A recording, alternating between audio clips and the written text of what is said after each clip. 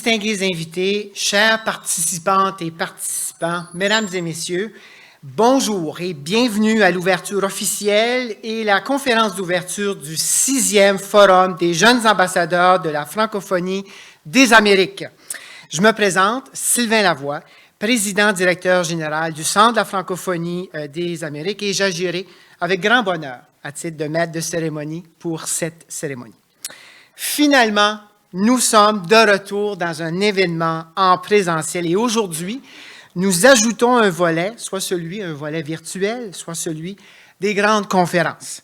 Plus de 300 inscriptions provenant de 15 pays et territoires des Amériques qui sont avec nous aujourd'hui. D'ailleurs, je leur souhaite la bienvenue à la maison. Merci d'être avec nous. Je profite de l'occasion, vous savez, l'organisation d'un événement comme celui-ci nécessite de nombreux partenaires et j'en profite de l'occasion pour les souligner, les remercier. Le gouvernement du Québec, l'Université Saint-Paul, l'Association des collèges et universités de la francophonie canadienne, l'Office franco-québécois pour la jeunesse, le Conseil culturel françaiscois, le Collège Boréal, la Fédération de la jeunesse canadienne-française, les Offices jeunesse internationaux du Québec et la Maison de la francophonie d'Ottawa. Merci beaucoup de votre collaboration et de votre appui dans l'organisation de cette cérémonie et de ce forum. Débutons la cérémonie de belle façon et pour ce faire, j'invite la rectrice de l'Université Saint-Paul, Mme Chantal Beauvais, à prendre la parole.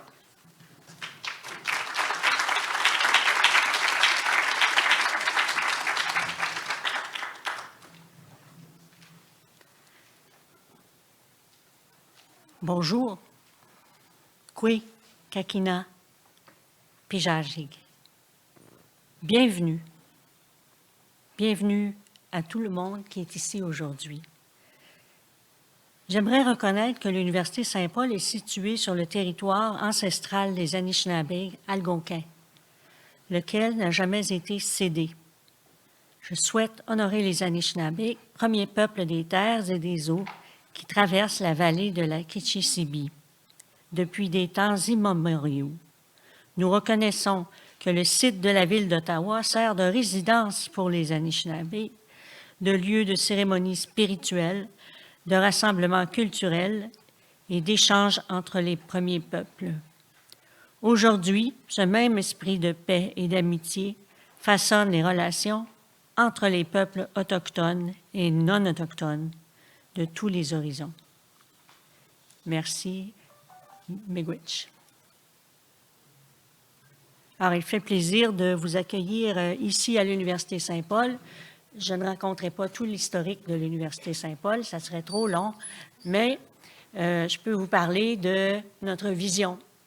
Notre vision, en gros, c'est d'encourager le leadership des individus et des collectivités en vue du mieux-être de la planète, la guérison des relations humaines brisées et le dialogue respectueux avec les premiers peuples. Donc, pour nous, c'est très important que notre savoir se décline en action. Donc, il y a une pédagogie de la raison, du cœur et des mains.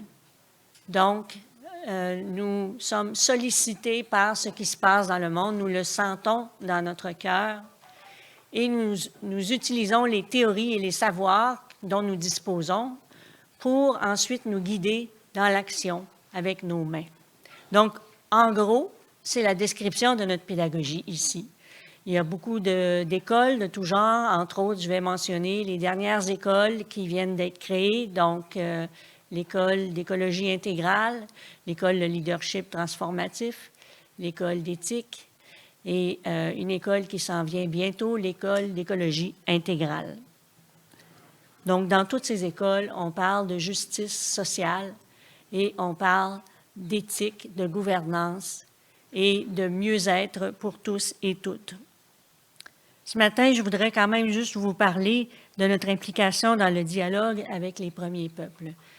Notre gardienne du savoir en dira un peu plus long là-dessus, mais pour vous dire que pour nous, c'est une responsabilité nous avons pris connaissance du rapport de vérité et réconciliation et nous avons compris notre responsabilité par rapport au peuple autochtone au Canada.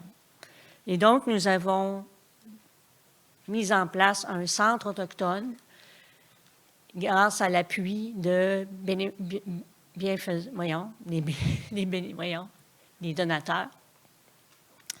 Et puis, ce centre est là pour accueillir qui que ce soit qui a besoin d'exister en présence de quelqu'un. Donc, Marie-Louise vous en parlera un petit peu plus, mais nous accueillons les étudiants, les étudiantes autochtones, les personnes autochtones, qu'elles soient de l'Université Saint-Paul ou d'ailleurs. Et nous avons remarqué aussi que les étudiants internationaux se sentaient très à l'aise au Centre autochtone de l'Université Saint-Paul parce qu'ils ont vécu les enjeux semblables sur le plan de la colonisation. Donc, à ce Centre autochtone, nous avons une coordonnatrice et nous avons 2 gardiens du savoir qui œuvrent, qui accueillent les gens, qui les conseillent, qui les écoutent, qui interviennent aussi parfois en temps de crise quand les personnes vivent des moments très difficiles. Donc, sans plus tarder, j'invite notre gardienne du savoir, Mme Marie-Louise Perron, à prendre la parole.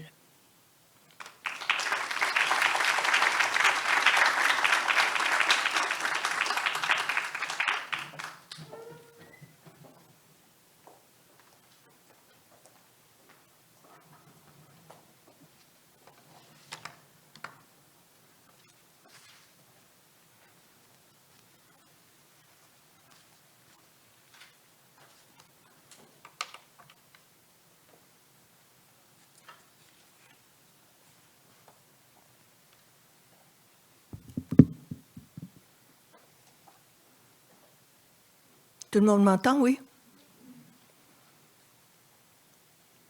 Kwekakina, Tanjikiwao. Bonjour à tous et à toutes. Je dis d'abord merci au Créateur de m'avoir donné une autre journée sur cette terre merveilleuse pour me permettre de vous adresser la parole aujourd'hui. Dans la tradition de mon peuple, je me présente. Marie-Louise Perron, fille de Gérard Perron du Dakota du Nord aux États-Unis et de Virginie Schneid de la Saskatchewan, une province dans l'Ouest canadien. Petite fille d'Irénée-Pierre Perron du Québec et de Célina Ladiroute du Manitoba, une autre province dans l'Ouest canadien. Arrière-petite-fille de Jean-Baptiste Ladiroute du Manitoba et de Marguerite Saint-Arnaud des Territoires du Nord-Ouest. Si je vous ai décliné les territoires de mes ancêtres, c'est pour vous dire que ces territoires sont tous des zones où a évolué la francophonie ou les francophonies en Amérique du Nord. Donc, il me fait grand plaisir de me joindre à vous à cette occasion de l'ouverture du Forum des jeunes ambassadeurs de la francophonie des Amériques, qui a lieu cette semaine à l'Université Saint-Paul. Aujourd'hui, je porte la ceinture flashée de mes ancêtres métis. Ce peuple d'origine mixte qui se sont donnés de façon très créatrice une identité, une langue, une culture distincte, incorporant des éléments des cultures autochtones et des cultures des nouveaux arrivants, dans mon cas, les Français. Mes ancêtres se sont levés avec Louis Riel en 1869-70 pour revendiquer leurs droits auprès du gouvernement canadien, demandant d'être consultés suite à l'appropriation sans avis de leurs terres. ainsi que pour la protection de la langue française. Je porte cette ceinture pour vous aussi, pour vous honorer, jeunes ambassadeurs de la francophonie des Amériques. Car tout comme mes ancêtres, qui se sont battus, les armes à la main, pour faire valoir leurs droits, vous avez vous aussi accepté de relever le défi du combat pour les droits des vôtres et ceux de vos compatriotes. Parmi vos armes, vous, le principal n'est pas ce petit appareil omniprésent dans vos poches et dans vos sacoches. C'est plutôt votre capacité de comprendre autrui et de vous mettre dans leurs souliers. La compréhension de l'autre découle de ses connaissances de l'histoire des peuples et des enjeux, les enjeux ayant formé leur histoire, ce qui les a menés là où ils se trouvent aujourd'hui. Je vous invite pendant votre séjour à l'Université Saint-Paul, dans vos ateliers et dans vos conversations, à réfléchir sur la langue et la culture, ces deux faces d'une même médaille inséparable. Je vous invite à considérer que les langues et les cultures ne font pas apparition de nulle part, mais sont bien ancrées dans un territoire. Et je vous invite à réfléchir sur ce qui arrive quand les gens sont séparés de leur territoire. C'est le génocide qui arrive. Le pape lui-même, à la fin de sa visite au Canada, a osé prononcer ce mot. Pendant la semaine, vous aurez l'occasion de visiter le centre autochtone de l'Université Saint-Paul. Ce centre fait partie du service des initiatives autochtones, lancé en réponse aux appels à l'action de la commissaire de vérité et de réconciliation et de la Convention de règlement relative au pensionnat indien, le plus important règlement de recours collectif de l'histoire du Canada. Cela a demandé du courage et de l'humilité pour l'université, menée avec brio par Chantal Beauvais, la rectrice. L'université, dont le mandat historique visait à former les missionnaires éducateurs pour évangéliser et coloniser les nations autochtones partout au Canada. Bref, les séparer de tout, leur territoire, leur langue, leur culture,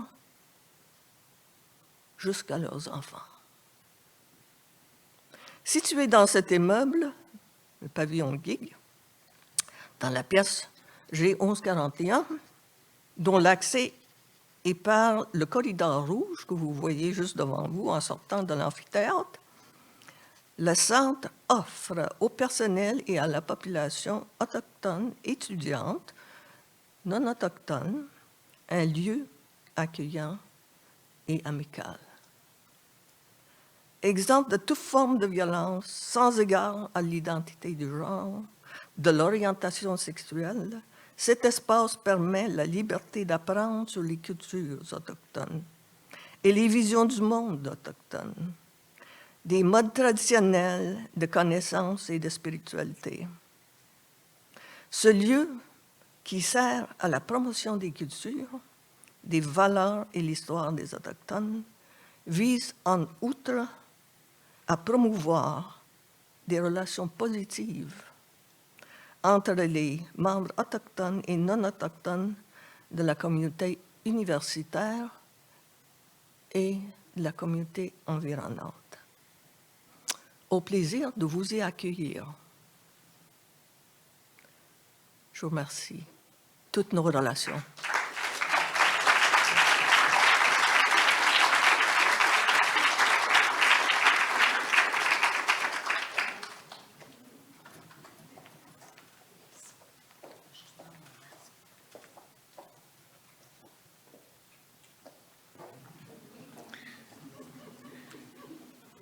vous aurez compris que pour les gens à la maison, nous avons des masques, hein, donc on doit composer avec ça. Merci beaucoup, Mme Perron, pour ce témoignage, ce message qui nous va droit au cœur et qui va certainement trouver une place à l'intérieur de nous. Et je sais que ce témoignage-là, au-delà des gens qui sont ici, ont trouvé certainement écho avec les gens qui nous suivent en direct. Donc, merci. Merci beaucoup pour ça. Donc, maintenant, c'est un honneur pour moi de vous présenter notre marraine du 6e Forum des jeunes ambassadeurs de la francophonie des Amériques, nulle autre que Mélissa Ouimet, autrice, compositrice et interprète. Et j'ai le bonheur, bien sûr, de vous lire une petite bio que je vais faire à l'instant. Donc, Mélissa Ouimet enflamme les scènes canadiennes et internationales depuis plus de 15 ans. Cette artiste fougueuse, à l'énergie vive et à la voix unique, représente fièrement ses origines franco-ontariennes partout où elle va. Après un passage remarqué à la voix en 2019, son extrait « Noël dans la tête » s'est hissé à la 3e position du palmarès BDS canadien et le vidéoclip s'est retrouvé mis en lumière sur les fameux intermèdes de TVA, en plus d'être sélectionné par YouTube pour l'une de leurs initiatives. Présente autant sur la scène qu'à l'écran, Belle et Bomme, En direct de l'univers, tournée Musipark, Francophonie, etc., la nouvelle maman a dernièrement lancé son 3e album en carrière, intitulé « Sans tomber ». Mesdames et messieurs, notre marraine, Mme Mélissa Ouimet.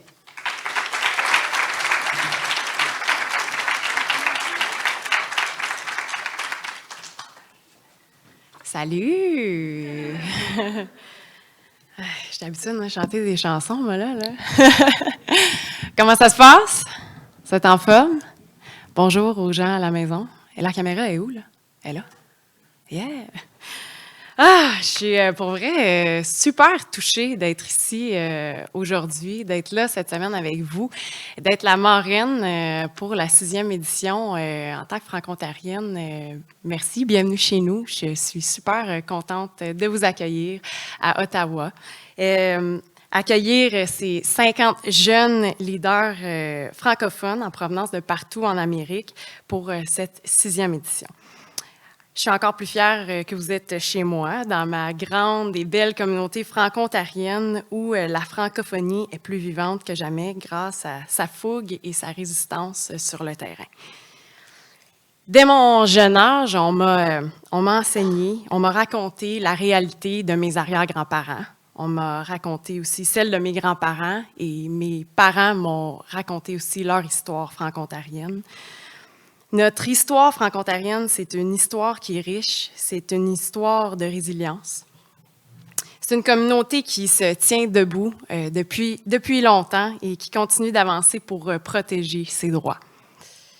En grandissant dans une communauté comme la nôtre, j'ai appris que la persévérance était la clé pour grandir davantage. Elle m'a aidé à me forger une force de caractère. Je m'en ai servi en début de parcours, je m'en sers encore aujourd'hui et je m'en servirai encore très, très longtemps. En tant qu'autrice, compositrice, interprète, j'ai développé rapidement un attachement pour ma langue. Elle me permet de raconter mes histoires et elle m'a appris à être fière de mes racines. Puis elle me permet aussi de tisser des liens avec des gens comme vous cette semaine. Les dernières années n'ont pas été très évidentes pour les Franco-Ontariens. Ça fait partie de notre histoire, on est habitués.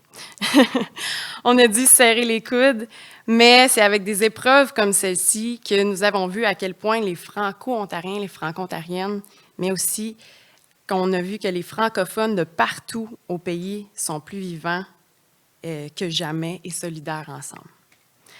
Je crois fortement que les jeunes ambassadeurs et les jeunes ambassadrices qui sont ici cette semaine vont vivre une expérience unique qui transformera leur vie.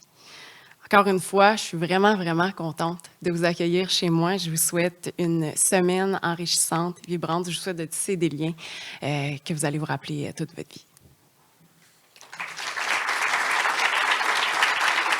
Merci.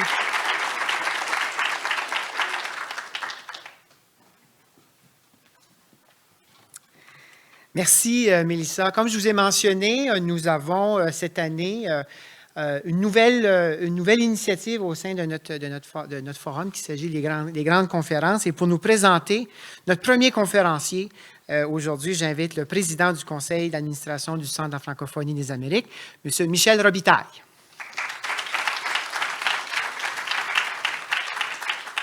Merci beaucoup, Sylvain.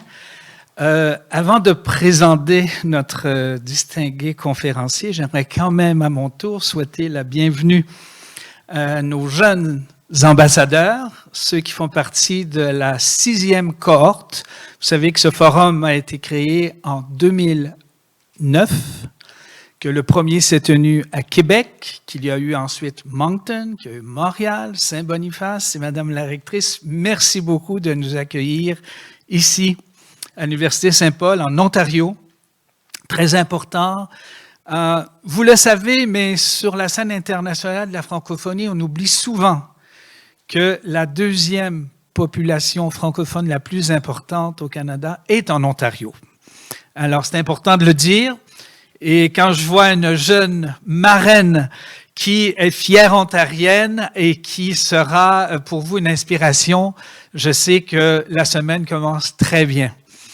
J'aimerais aussi, parce que le Centre de la francophonie des Amériques, c'est une grande famille. Famille composée, bien sûr, de ces jeunes ambassadeurs. Depuis le début, nous en sommes à 250 jeunes ambassadeurs et au terme de cette semaine, on ajoutera 45 nouveaux. Parce qu'on a parlé de 50, mais il y a 45 nouvelles ambassadeurs, ambassadrices qui sont là cette semaine, accompagnés de 5 anciens d'ambassadeurs, en fait, qu'ils sont devenus, mais qui ont participé à des forums précédents, dont Hugo Valiquette, qui était de la première cohorte en 2009. Et ce forum, il a été organisé, planifié, conçu par des jeunes. En 2008, et Jean-Louis Roy, que je vais vous présenter dans 2 secondes, était le président du conseil d'administration. On s'était dit, la priorité du centre, dès sa création, ça doit être la jeunesse. Parce que l'avenir de la francophonie des Amériques passe par notre succès à ce que les jeunes aient envie, donc, de continuer à parler français, de s'impliquer. Et les 45 jeunes qui sont ici avec nous aujourd'hui ont été choisis parmi 500 jeunes qui avaient fait application. Donc, c'est donc dire que vous êtes des leaders, que vous êtes distingués, qui se sont distingués par votre engagement dans vos communautés. Et j'aimerais revenir sur les propos de Mme Perron, les sages propos, pour vous dire que, bien sûr, on a ce petit appareil dans nos poches, mais rien ne vaut le contact, les échanges. Et c'est ce que vous allez vivre cette semaine. Vous allez vous apercevoir que vous n'êtes pas seul. Peut-être que oui, dans votre communauté, vous vous sentez loin. Mais quand vous voyez tous ces jeunes qui viennent de 4 coins des Amériques, qui sont là et qui, comme vous, sont engagés pour que le français demeure une des grandes langues des Amériques, aux côtés du portugais, de l'espagnol, de l'anglais et des très importantes langues autochtones, il faut qu'on soit engagé. C'est ce que vous allez vivre cette semaine. Donc, bienvenue et surtout, bonne chance pour cette semaine de découverte. Et vous allez repartir samedi prochain plus riche et plus motivé à vous engager pour la langue française. Je remercie également rapidement, je vois le président directeur général de la Fédération des communautés francophones et acadiennes, grand partenaire du centre qui est là, M. Dupuis, merci. Le PDG de TFO également et de nombreuses autres personnes. La vice-présidente du Centre de la francophonie, du conseil d'administration, Lynne Brouillette, qui est la PDG de l'Association des collèges et universités de langue française au Canada. Également, José Crête, qui est avec nous. Stevenson Charles, d'Haïti, qui représente au sein du conseil d'administration les jeunes de moins de 35 ans. Et également Mme Cousineau, qui fut, lors de précédents conseils, une des administratrices.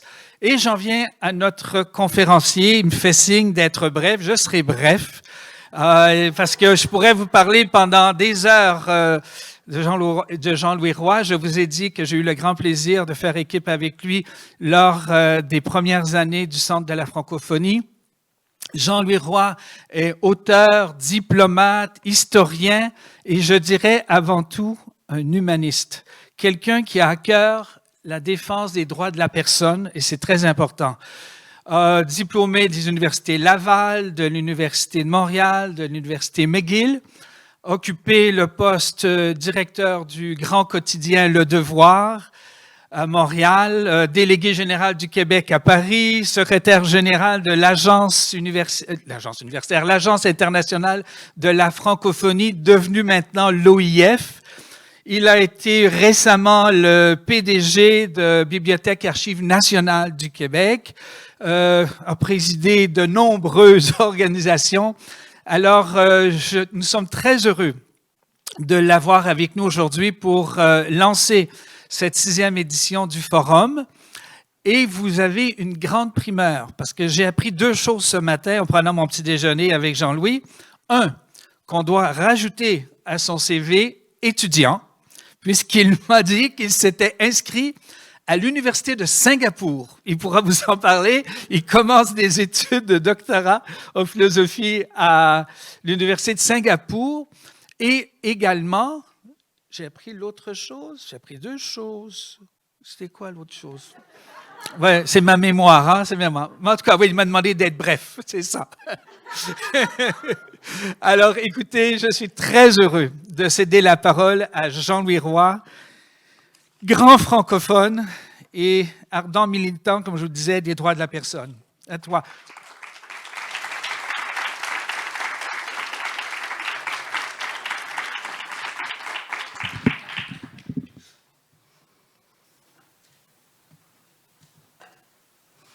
Alors écoutez, nos amis africains ont une façon extraordinairement habile de saluer les auditoires quand ils s'adressent à des groupes comme le vôtre ce matin, pour ne pas faire d'erreur. L'expression qu'ils utilisent, c'est « je salue tout le monde selon son titre et selon son rang ». Alors voilà, vous êtes tous salués. Sauf peut-être, vous me permettrez de faire une exception, pour cette personne que je ne connais pas, mais dont le titre m'apparaît tellement fabuleux, gardienne des savoirs. Je trouve ça absolument extraordinaire de désigner quelqu'un et de dire dans la communauté universitaire, dans le cas de Saint-Paul, je parle sous votre autorité, Madame la rectrice, cette personne est la gardienne des savoirs. Parce que, je vais vous parler aussi de ça. Je vais vous dire la vérité, on pourrait arrêter notre séance tout de suite. Ce ne serait pas gentil pour les gens qui sont chez eux et qui nous écoutent. On va donc continuer notre réunion. Mais j'allais dire, on va arrêter notre séance, on va simplement réfléchir à ce qu'on a déjà entendu dans les 15-20 dernières minutes, qui est considérable. Ce que vous nous avez dit, Madame, notamment sur les filiations, sur ce fait extraordinaire de vos ancêtres qui viennent de partout, sur le lien des citoyens, des êtres humains avec les territoires, sur le fait que la culture et la langue ne sont pas reçues, mais sont construites par ces mêmes personnes d'une certaine façon, et par cette autre remarque qui m'a beaucoup fasciné. Et je suis sûr que tantôt je vais vous poser la question privément, mais je vais la partager avec vous tous tout de suite. Les étudiants étrangers à l'Université Saint-Paul sont particulièrement à l'aise dans le centre qui a été créé dans cette institution pour les Autochtones. C'est une remarque curieuse, intéressante, à mon avis importante. Écoutez, je peux m'excuser d'une chose, normalement je ne parle pas sans images. Ce matin, je vous parle sans images, donc vous allez être obligé de faire un travail additionnel, d'imaginer les choses. Parce qu'à la toute dernière minute, la personne avec qui je travaillais, ces images, a eu une difficulté humaine énorme qui a fait qu'on a été obligé de laisser tomber les images. Vous avez remarqué aussi que dans les propos de Michel, le président du centre, il a eu la gentillesse de ne pas noter que si j'avais été à tel travail, et ensuite à tel autre travail, etc., c'est que je suis incapable de garder mes emplois. Je perds mes jobs en permanence et je recommence tout le temps. Et j'ai l'impression, je vais revenir à ce mot à la fin de mon intervention, j'ai l'impression ce matin avec vous de recommencer. Et j'en suis très heureux. Et vous aurez remarqué aussi que c'est très modeste. Le sujet de la conférence de ce matin est un sujet très modeste. On a négocié, que j'ai négocié gentiment avec les autorités du Centre de la francophonie. C'est très simple, repenser le monde, facile, comme ça. Et une fois qu'on aura fini de le repenser, eh bien, on va le reconstruire. On va parler de beaucoup de choses ce matin. J'espère rejoindre certaines de vos préoccupations. Et je vais commencer par vous rappeler qu'il y a 15 jours, un des quotidiens les plus importants du monde, qui est le New York Times, a demandé à ses 5 chroniqueurs principaux de faire un texte que le journal allait publier sur les erreurs qu'ils ont commises dans la dernière année dans leur chronique. C'est assez extraordinaire qu'un journal se tourne vers ses meilleures signatures et leur dise « Hey les boys, vous allez regarder ce que vous avez écrit, vous allez nous dire quand vous pensiez que la Chine allait faire ci, allait faire ça, quand vous pensiez que Trump allait faire ci ou défaire ça. Voilà, voilà. Est-ce que vous aviez tort? Est-ce que vous avez raison? Allez-y. On attend votre contribution. » Ils ont fait un cahier spécial sur ce sujet. Le titre, c'était « I was wrong ». J'étais dans l'erreur. Je ne sais pas si vous me voyez venir. J'espère qu'à la fin de mon intervention, vous allez pouvoir vous dire, s'il revient dans un an, il va corriger telle et telle de ses affirmations parce qu'il s'était sans doute trompé. On va essayer quand même de faire un grand tour des choses. On va essayer de circuler dans le vaste monde qui comprend tous nos mondes, qui comprend toutes les nations. Il y en a plusieurs ici qui viennent de... Je parlais tantôt avec des nouveaux ambassadeurs qui viennent du Brésil et qui viennent du Mexique. Mais je sais qu'il y en a qui viennent d'Haïti, je sais qu'il y en a qui viennent des États-Unis, qui viennent des provinces canadiennes. Et je ne sais pas si vous avez remarqué, je ne me rappelle plus si c'est le directeur général ou le président, il faut se méfier de ces deux-là. Hein? C'est très dangereux. Quel pays a 300 ambassadeurs? Le Centre de la francophonie des Amériques a 300 ambassadeurs. Ils sont en train de créer quelque chose d'immense dans le monde. On va donc essayer de comprendre un peu qu'est-ce qui se passe dans le monde pour replacer nos vies, replacer nos communautés, replacer nos nations, replacer nos origines dans le grand tout. On va essayer de comprendre le monde dans lequel nous vivons, qui est compliqué. C'est l'Ukraine, mais c'est la Chine, mais c'est les pandémies, mais c'est la famine, c'est tous ces termes que l'on entend. Les mutations qui le transforment, qui transforment ce monde-là, les défis qu'il pose, et ce que ça signifie pour notre implication, ce que ça signifie pour notre responsabilité, quels sont les avenirs possibles dans ce contexte-là. Le premier thème que j'allais aborder, et puis a déjà été abordé par, je pense, vous, Madame la rectrice, et vous, Madame la gardienne aussi, c'est la décolonisation du monde. Nous vivons la deuxième phase de la décolonisation du monde.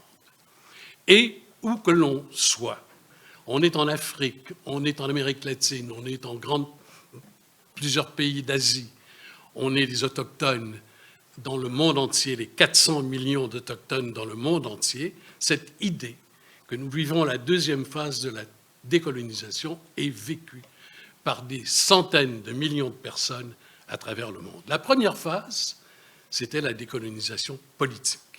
C'était le fait que, autour des années 60, 1960, il y a une soixantaine de pays dans le monde qui étaient des colonies et qui sont devenus, entre guillemets, des pays souverains, avec des souverainetés trafiqué très souvent avec des anciens pouvoirs coloniaux qui gardaient le contrôle des choses le plus complètement possible. Et là, on est dans la deuxième phase où ça va beaucoup plus loin. Les nouvelles générations, les gens qui ont subi la décolonisation politique ont vécu ça comme la réalisation d'une aspiration d'une grande signification, et ils avaient raison.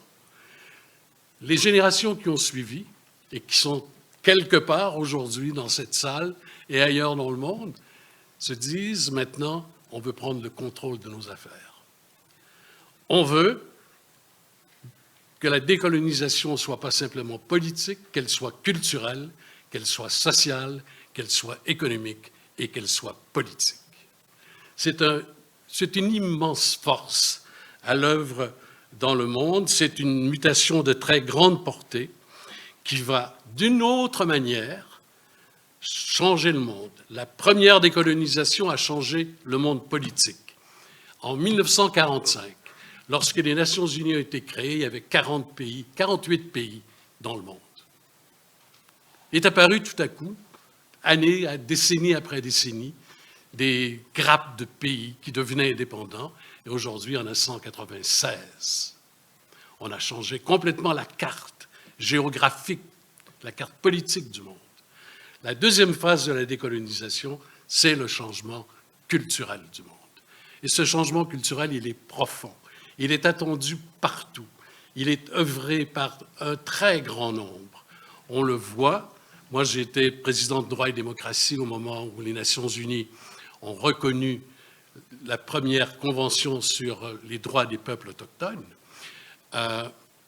C'était extraordinaire. J'étais dans cette salle à Genève le jour où Kofi Annan, le secrétaire général des Nations unies, a lu la résolution qui venait d'être adoptée et qui reconnaissait les droits des peuples autochtones. D'abord, on apprenait qu'ils étaient presque 1 demi-milliard dans le monde, 400 millions à l'époque. On apprenait qu'ils étaient répartis à peu près équitablement en Asie, en Afrique, en Amérique latine, qu'il y en avait partout. On apprenait qu'il y en avait chez nous, on le savait à peu près. On le savait mal, surtout. Et on se disait, mais quelle est l'importance de ça? L'importance de ça, on la voit maintenant, c'est la deuxième phase dont je parle. Maintenant, dans un pays comme le nôtre, dans le Québec aussi, on enseigne les langues autochtones. On va enseigner les langues autochtones. On n'enseignait pas les langues autochtones. Tantôt, il y a un mot qui a été utilisé, parce que je ne veux pas reprendre toute l'histoire des Autochtones du Canada, il y a un mot qui a été utilisé qui exprime le mieux la dégradation des relations humaines. Madame la rectrice avait parlé tantôt de recréer les relations humaines brisées dans le monde. Le mot qui exprime le mieux le fait qu'on avait dégradé les relations humaines à un point presque facho, presque nazi. On enlevait les enfants des familles. On enlevait les enfants des familles. Il faut voir ça très concrètement. J'étais à Vancouver il y a quelques mois, à Victoria. Et au musée de Victoria, il y a les cartes des orphelinats. On prenait des enfants sur l'île de Victoria, à Tofino, Ucluelet, dans tous ces villages autochtones de l'île de Victoria, et on les amenait en Nouvelle-Écosse. Ils avaient 5 ans. Ils avaient 7 ans. Il faut voir ça concrètement. Ce n'est pas des statistiques.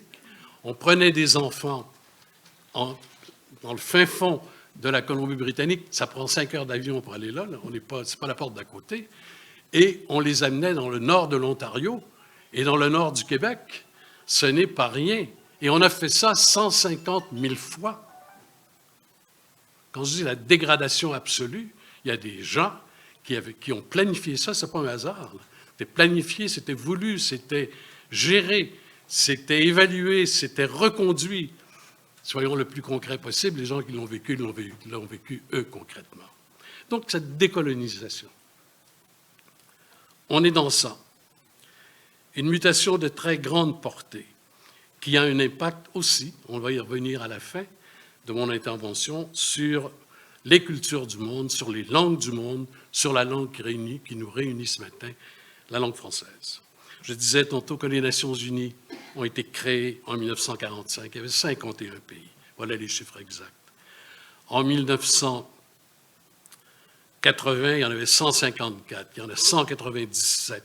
Ça a donc doublé, ça a triplé, ça a quadruplé en 80 ans.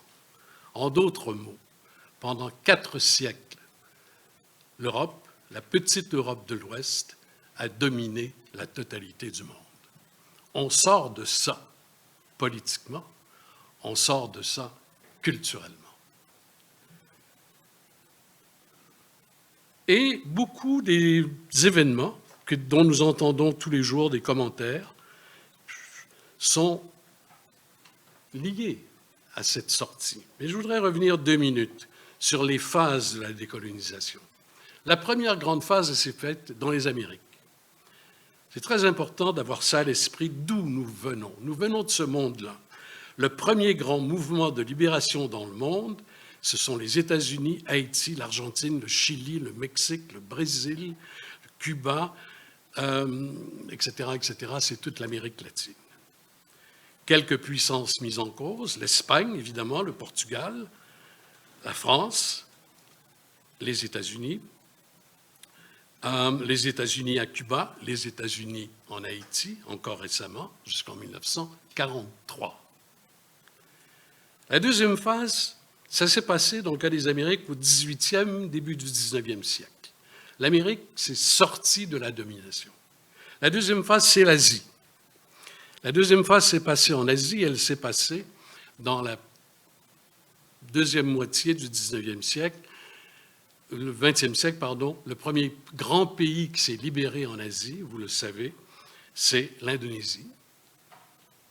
Ensuite l'Inde, ensuite le Pakistan, ensuite la Birmanie, ensuite le Cambodge, ensuite le Vietnam, il y en avait des colonies, ensuite le Laos, ensuite la Malaisie, ensuite, d'une certaine manière, la fin de la semi-colonisation de la Chine en 1949, et puis, un peu comme le Canada, des indépendances qui restent liées au symbole britannique, l'Australie en 1901, la Nouvelle-Zélande en 1907. C'est la deuxième grande phase. Elle est venue d'Asie. La troisième, vous la connaissez mieux, parce qu'elle est plus récente, parce qu'on en a beaucoup entendu parler, c'est l'Afrique. Je ne vais pas nommer tous les pays, il faudrait que j'en nomme 50, qui les uns après les autres sont sortis de la domination. Ça commence par le Libéria en 1847, déjà au 19e siècle. Ensuite, on est obligé de sauter vite. C'est l'Afrique du Sud, on dit qu'elle était indépendante en 90, mais avec l'apartheid, elle a été surtout indépendante en 1991. Ensuite, c'est l'Égypte, c'est la Libye, c'est l'Érythrée, c'est le Soudan, c'est le Maroc, c'est la Tunisie, le Ghana, la Guinée. Je pourrais continuer comme ça. Le dernier, évidemment, qui s'est libéré, c'est l'Afrique du Sud, avec la fin de l'apartheid en 1991. Je voudrais simplement vous signaler qu'entre 1948 et 1991, il y a eu 29 lois en Afrique du Sud qui définissaient l'apartheid. Dans les écoles, pour la santé, pour la circulation, pour les droits de résidence, pour la propriété, name it. La liste ne finit plus. On était dans ce monde-là récemment, il y a 30 ans encore. La décolonisation du monde, la vive affirmation de toutes les identités qui ont été niées, combattues, moquées, détruites, qui constituent la décolonisation des esprits culturels, l'antithèse et l'antidote de la colonisation. Tous les jours, on entend parler de ça. Ce n'est pas un concept que Roy évoque ce matin parce qu'il fait de la théorie. Tout récemment, le pape était ici. Il est venu s'excuser.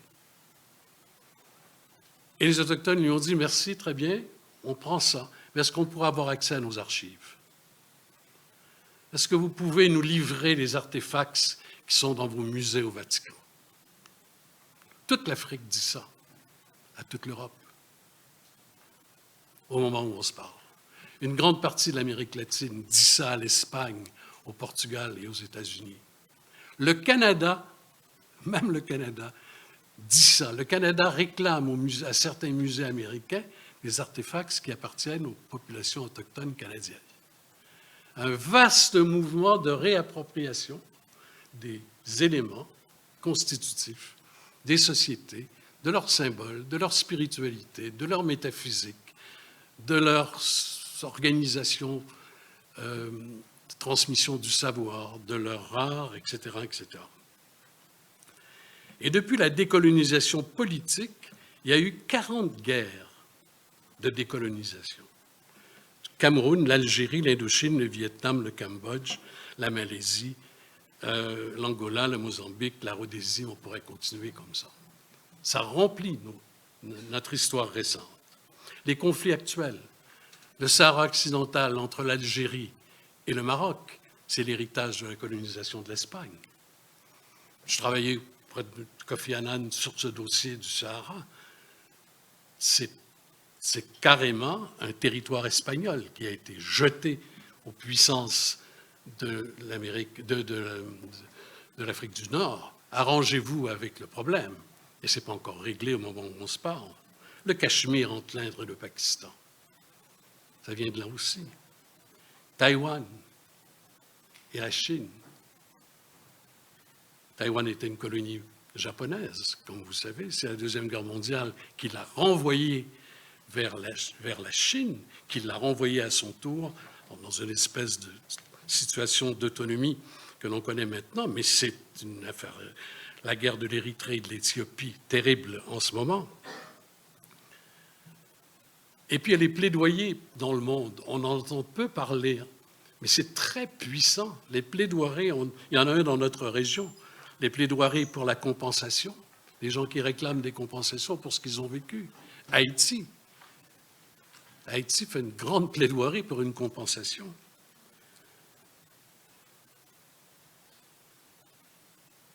Restituer la rançon de l'identité, les Haïtiens ont payé 520 millions d'euros à la France pour devenir indépendants. On n'a pas le temps d'élaborer. Tant mieux, parce qu'on parlerait sec.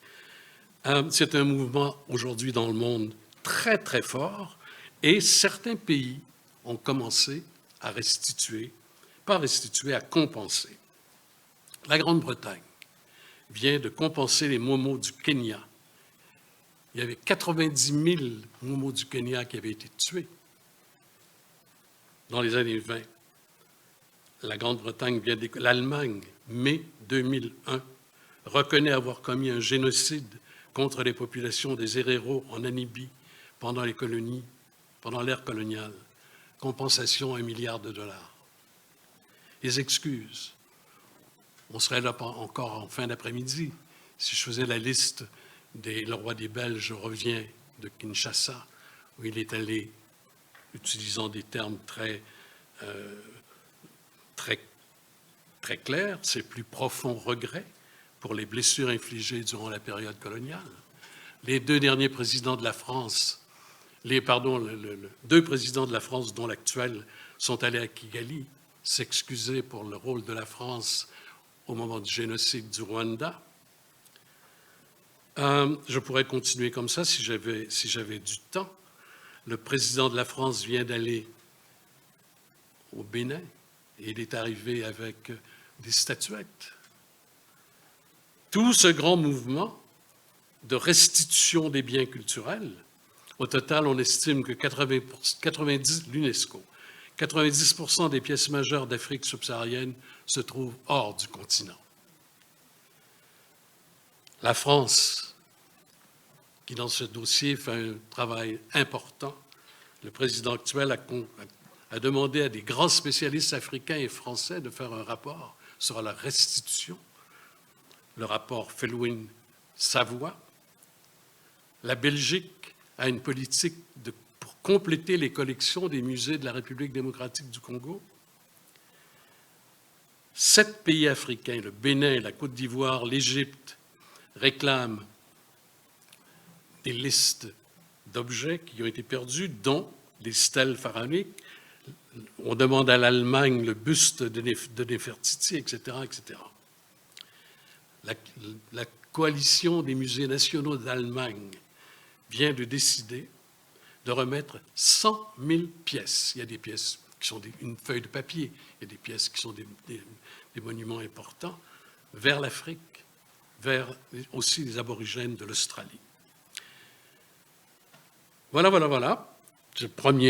Notre première grande rencontre avec l'histoire, elle est présente partout, cette phase de la décolonisation. Chez les Autochtones, on en a parlé rapidement, on en a parlé tantôt. Et elle fait l'objet de travaux dont on a peu connaissance dans cette partie du monde.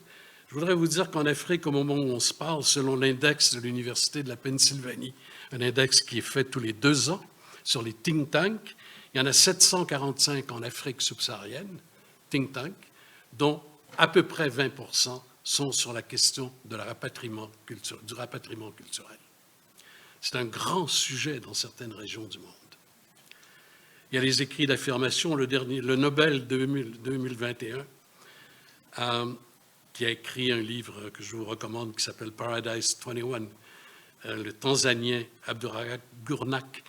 C'est un livre incroyable sur le sujet que j'aborde avec vous maintenant. Voilà d'où nous venons. Voilà d'où nous venons, de ce monde-là. Mais la donnée la plus extraordinaire, c'est que nous en sommes sortis. Il n'y a plus de colonies. Ça a duré 4 siècles. C'est une donnée majeure si on veut comprendre la carte des débats actuels du monde, c'est de comprendre cet immense mouvement dans la longue durée de notre histoire. On est entré dans une autre période qui a été la guerre froide. Je vais faire une phrase seulement. Vous la connaissez, Washington d'un côté, les Russes de l'autre, les Russes qui s'écrasent, l'Union soviétique qui s'écrase en 89-90. Et pendant un temps, il y a l'immense et incroyable situation des États-Unis d'être la seule grande puissance du monde. Ça se termine pour eux.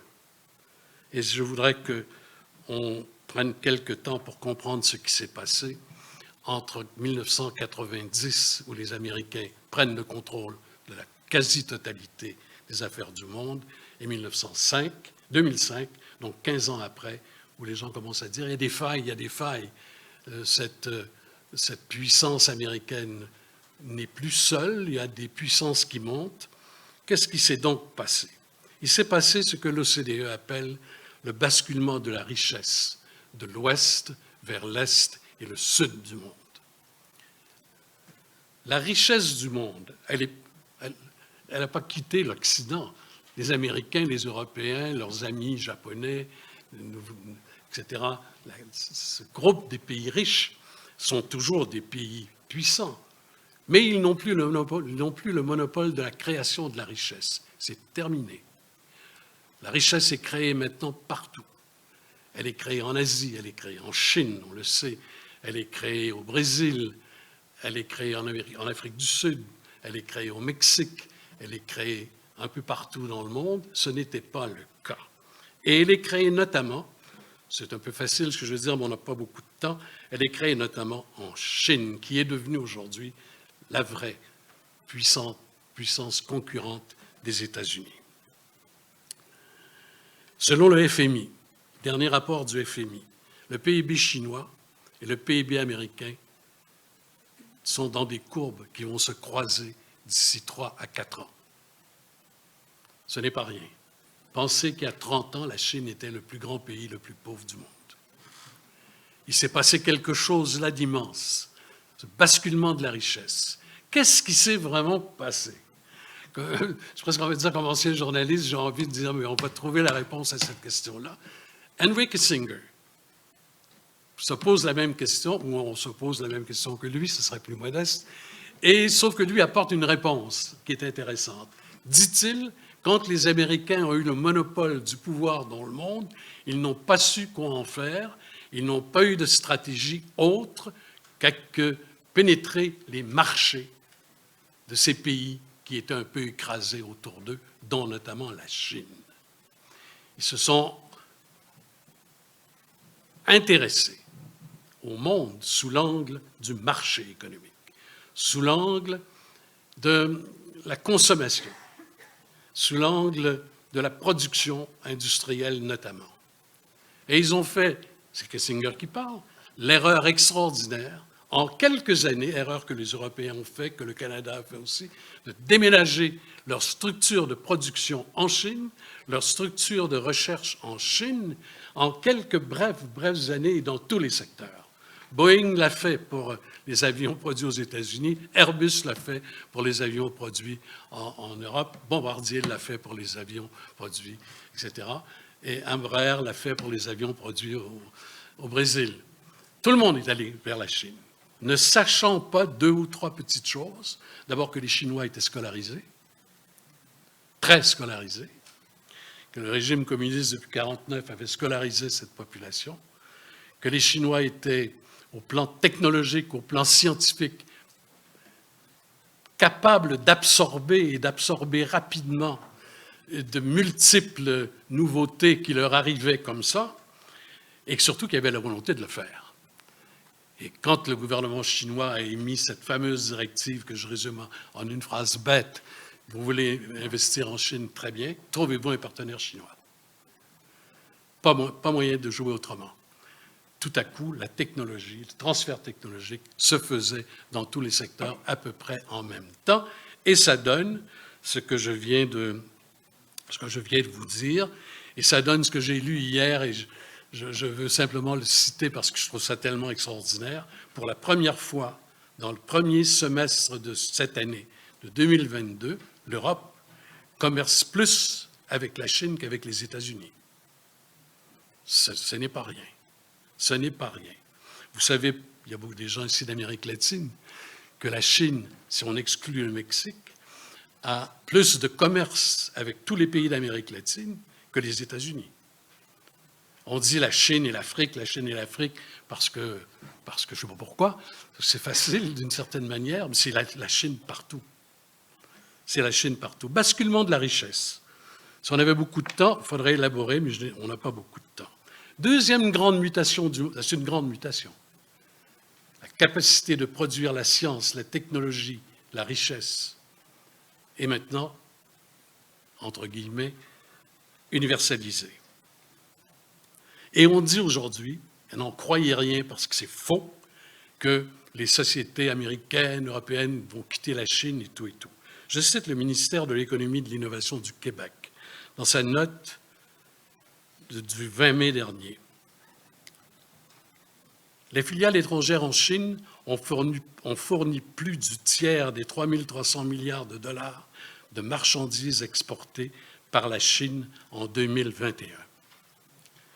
60% des 300 industriels les plus importantes américaines installés en Chine, interrogés sur leur volonté ou non de rester ou de ne pas rester en Chine, à 92% ont indiqué qu'elles ne bougeraient pas de Chine. Donc, ce transfert, il est fait apparemment pour rester. Une deuxième grande mutation du monde dont je voulais parler avec vous, c'est, on va en parler trop rapidement, mais prenez au moins le titre, c'est le déploiement universel de l'ère numérique. Le déploiement universel de l'ère numérique. On est tous dans ça. Si je vous demandais de sortir de vos bagages, les 50 jeunes ambassadeurs, vos machins qui s'appellent des ordinateurs, qui s'appellent des écrans, il y en aurait peut-être 150, il y en aurait peut-être 120. On est tous totalement porteurs de ça. Il y a 30 ans, il y avait 1 million d'internautes.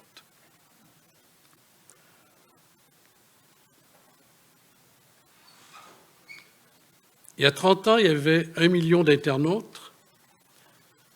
Il y en a aujourd'hui 5,4 milliards.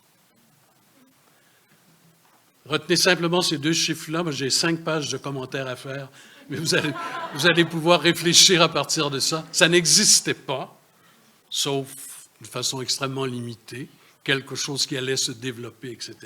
Aujourd'hui, on est à 5,4 milliards de personnes qui sont devenues des internautes en 3 décennies. 67,9% des êtres humains sont des utilisateurs d'Internet. Ils pourraient totaliser, selon le FMI, 9 milliards en 2050. En Asie, ils sont 3 milliards, en Amérique, presque 1 milliard, en Europe, 800 millions, en Afrique 600 millions, au Moyen-Orient, etc., etc., etc. Et puis, il y a l'expansion horizontale, je viens de le signaler, 5,4 milliards, puis le vertical, ils sont dans tous les domaines. Le numérique est dans tous les domaines. Ce qui est intéressant de noter par rapport à votre rencontre, par rapport à la culture et par rapport à la langue, c'est que les sociétés, c'est que ce développement-là, qui a commencé dans le public, dans l'armée américaine, a été pris par des privés chinois et par des privés américains qui ont créé des sociétés que vous connaissez et qui aujourd'hui sont tellement puissants, sont devenus tellement puissants que toutes les grandes organisations politiques du monde négocient avec eux et cherchent les moyens de les mettre un peu au pas. La Chine le fait, les États-Unis disent qu'ils veulent le faire. Il y a un projet de loi devant le Sénat américain pour maîtriser les monstres qui n'est pas voté, qui traîne là. L'Europe s'est manifestée d'une façon très significative. J'ai le détail, mais on n'a pas le temps d'en parler. L'Afrique, l'Union africaine a pris des positions extrêmement fortes sur la maîtrise, ne serait-ce que la fiscalité de ces entreprises-là. Le Canada, vous le savez, est aussi intervenu. Il y a des projets de loi devant le Parlement fédéral qui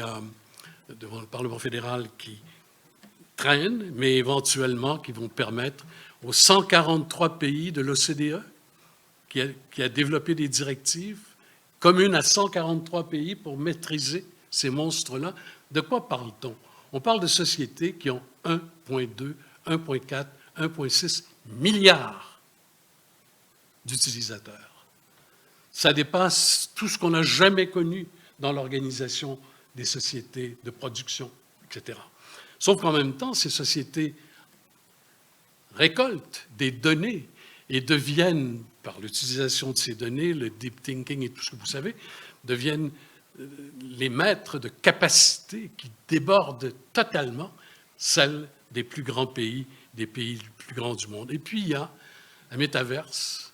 On entre dans ça. L'autre espace dans lequel l'humanité va vivre et a déjà commencé à vivre.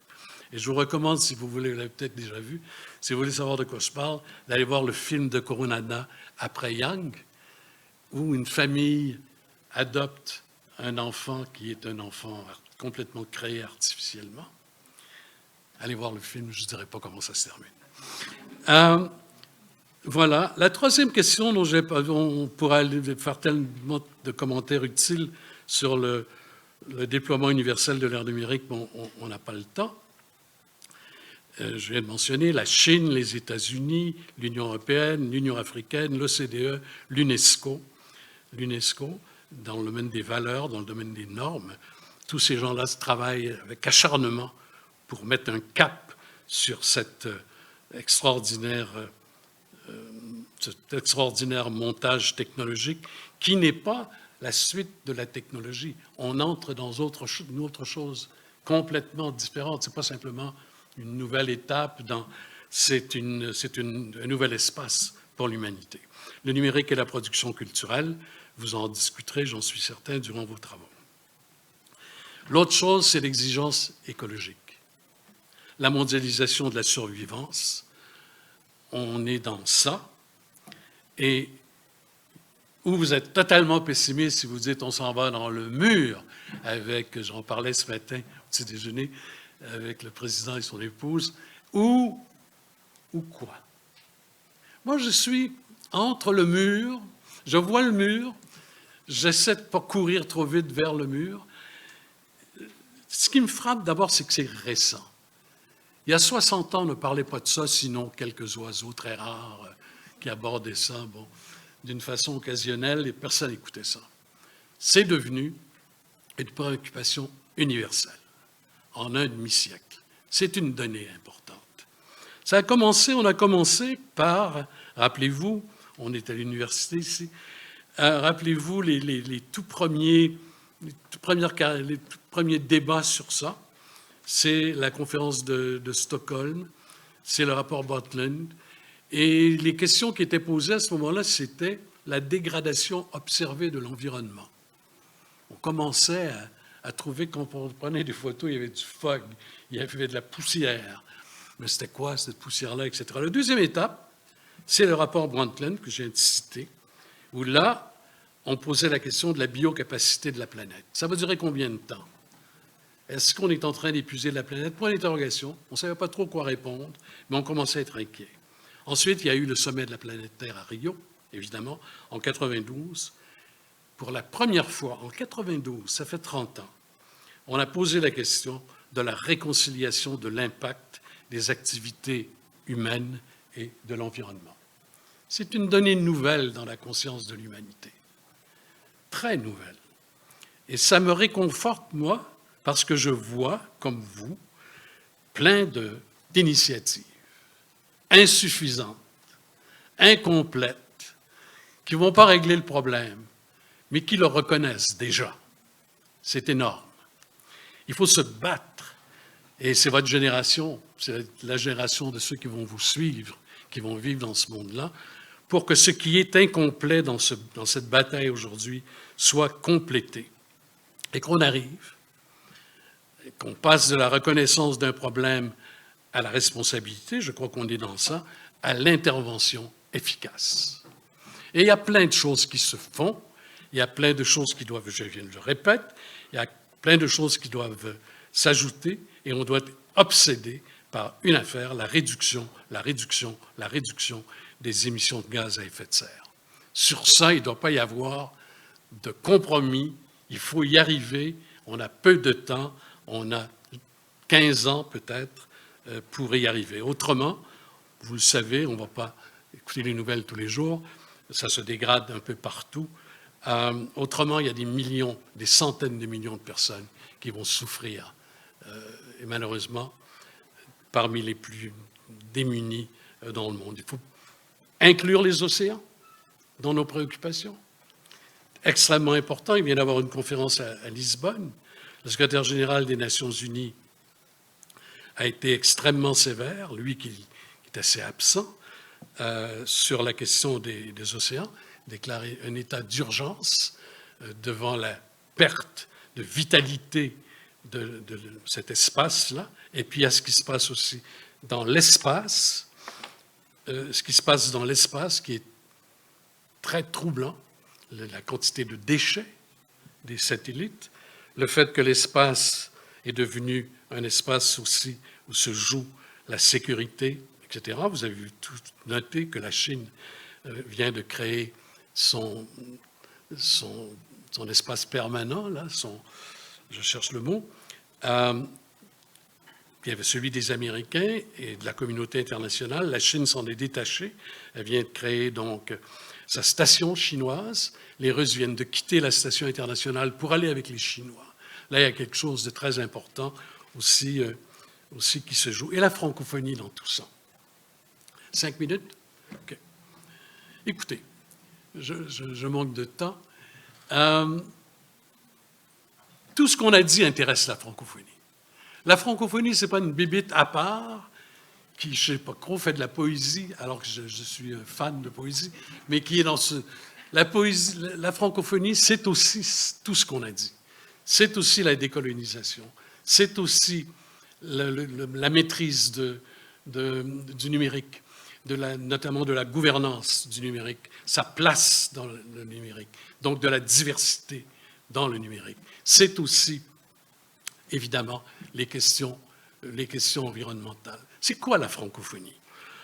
Dans les journaux, les petits journaux, on entend parler surtout quand il y a des petites merdes, des petites choses niaiseuses, là, et on a fini par penser que la francophonie, c'est la gestion de cette petite organisation internationale qui est l'Organisation mondiale, l'Organisation internationale de l'OIF.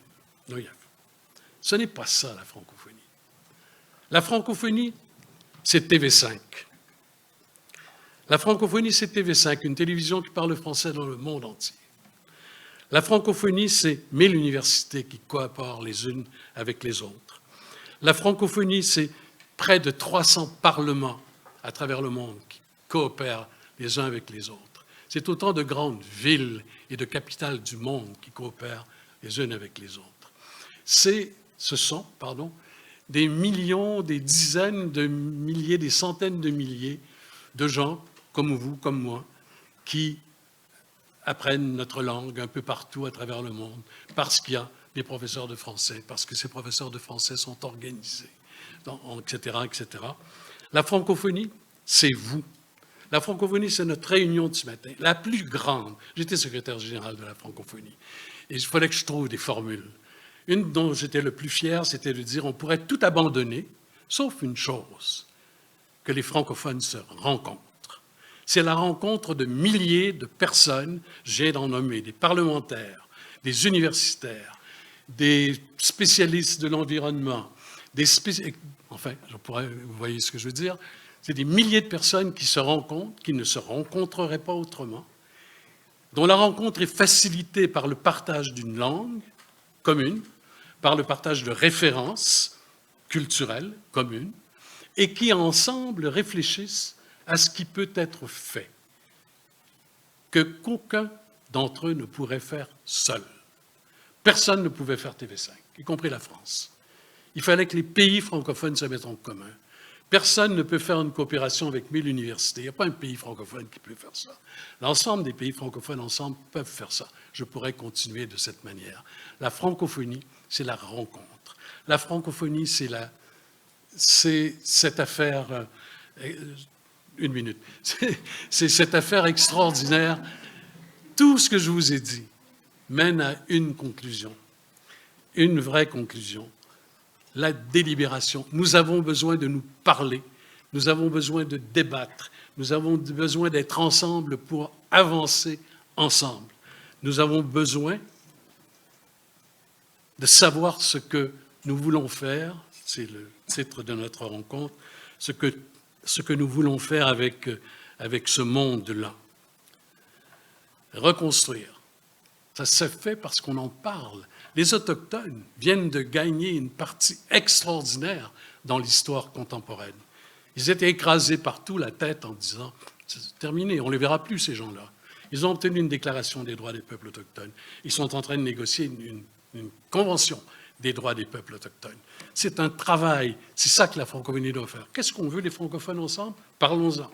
Qu'est-ce qu'on veut en environnement? Qu'est-ce qu'on veut en éducation? Qu'est-ce qu'on veut en écologie? Qu'est-ce qu'on veut en matière de droits, de protection des droits? Et je vais vous laisser sur un mot, deux mots, de deux auteurs qui sont mes amours. Gaston Miron trouve, lui, les formules extraordinaires.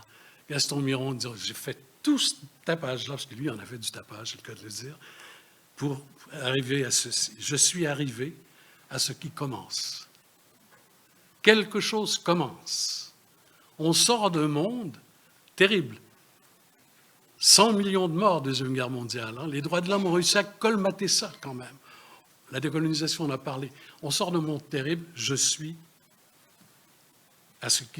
arrivé à ce qui commence. Et puis, Marguerite Yourcenar. Marguerite Yourcenar qui se dit, qu'est-ce qui est le plus important? Le politique? Qu'est-ce qui est le plus important? Le social? Ou le moral? Quand on réfléchit, qu'est-ce qu'on doit mettre en premier? Je pense que le problème social, Marguerite Yourcenar, je pense que le problème social est plus important que le problème politique. Et je pense que le problème moral est plus important que le problème social. Donc, la question des valeurs, donc la question de l'intervention, la grande bataille de la société civile, vous perdez votre temps si vous voulez changer les choses et vous ne travaillez pas dans la société civile. Ce n'est pas les gouvernements qui changent les sociétés, c'est les sociétés qui changent les gouvernements. Donc, le moral, le social et le politique. Les trois convergents, le changement s'accomplit. Merci beaucoup.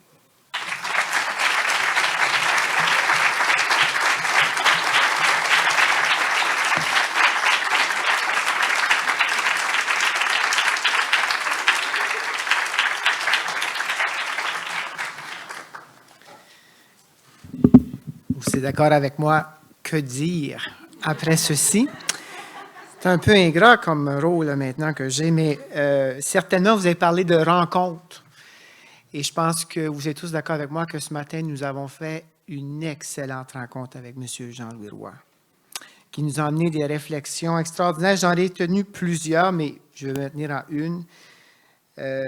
L'importance de savoir d'où on vient. Et ça a résonné quelque chose en moi, parce qu'effectivement, il faut savoir d'où on vient si on veut, dans le présent, s'ancrer et reconstruire l'avenir. Et ça, pour moi, je tiens ce message-là très, très fort, parce qu'effectivement, c'est ensemble qu'on va réussir à le faire, mais sans oublier qui on est, d'où on vient. Merci beaucoup pour ce témoignage fort apprécié et très, très inspirant. Merci beaucoup. Oui.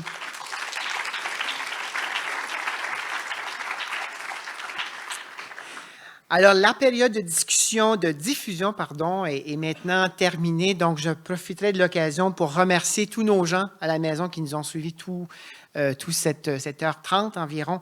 Et je vous invite demain à vous joindre à nous pour assister à notre panel intitulé « Jeunes et engagés en action pour la collectivité ». Alors, merci beaucoup de votre présence en ligne et on vous attend demain, bien sûr, dès 11h pour ce panel.